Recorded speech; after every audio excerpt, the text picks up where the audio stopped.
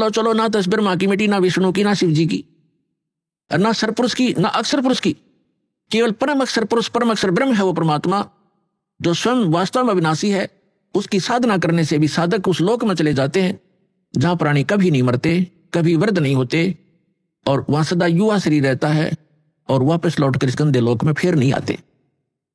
श्रीमद् भगवत गीता अध्याय नंबर 2 के श्लोक नंबर 12 में, अध्याय नंबर 4 के श्लोक नंबर 5 और 9 में, गीता अध्याय नंबर 10 के श्लोक नंबर 2 में, ये गीता ज्ञानदाता अर्थात सरपुरुष कह रहा है।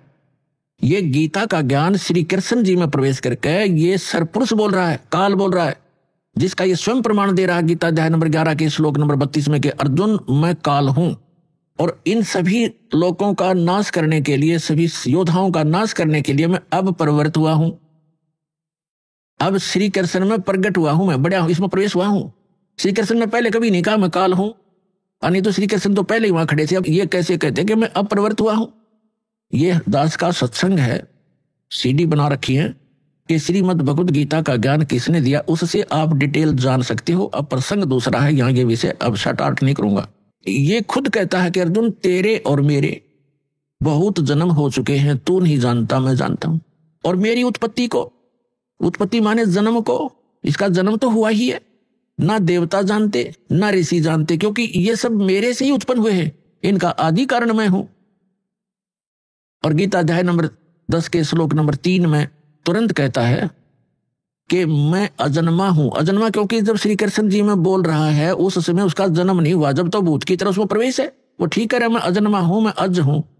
अब मैं जन्म लेकर नहीं आया श्री कृष्ण जी की तरह, मैं तो इसमें वैसे प्रकट होकर बोल रहा हूं, बाकी ये नहीं कि वो अविनाशी है। वो अब पता चलेगा वो कितना उसका समय है, कैसा पीरियड है उसका जीवन का।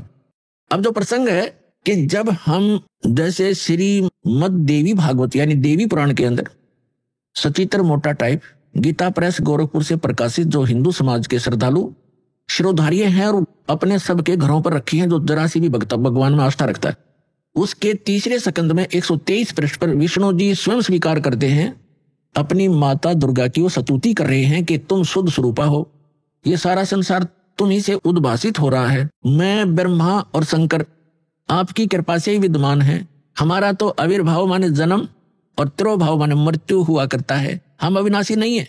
और स्वयं भगवान विष्णु जी कह रहे हैं कि आप ही प्रकृति देवी हो। भगवान शंकर कहते हैं कि जब विष्णु जी के बाद ब्रह्मा जी आपसे उत्पन्न हुए तो क्या मैं आपका पुत्र नहीं हुआ, तमोगुणी लीला करने वाला?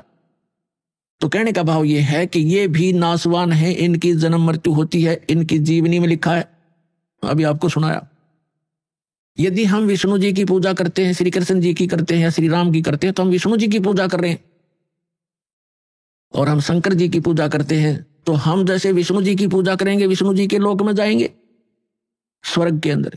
उनका स्वर्ग समझो एक रेस्टोरेंट है, प्रत्येक उसके अंदर डिस्ट्रिक्ट के अंदर होता है, प्रत्येक शहर में होते हैं रेस्टोरेंट। वो जैसा शहर जिस अतिथि का है उसमें वैसे ही रेस्टोरेंट उपलब्ध होते हैं।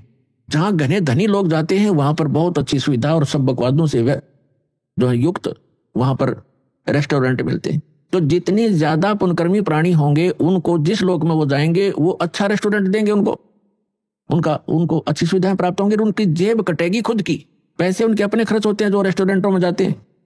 तो पुण्य समाप्त होंगे उन साधकों के, वो समाप्त होते ही फिर नरक के अंदर डाले जाएंगे। क्योंकि जब तक हम पूर्ण परमात्मा सत्य पुरुष की साधना नहीं करते, सत्य गुरु